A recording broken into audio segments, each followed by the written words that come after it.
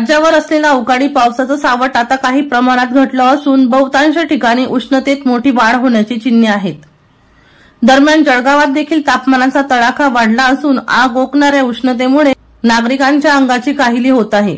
यातच आजपासून म्हणजेच 29 एप्रिल पासून तापमानात वाढ होण्याचे संकेत मिळत आहेत। सध्या जिल्ह्यात उन्हाच्या तीव्रतेत वाढ झाली आहे।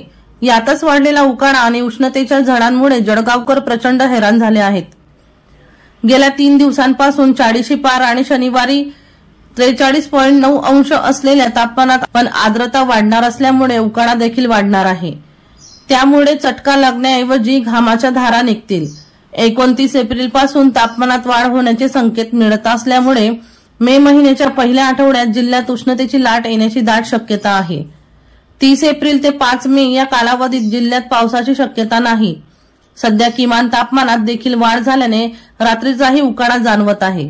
वर्षा लोहार यांचा खास रिपोर्ट V1 लाईव्ह जळगाव।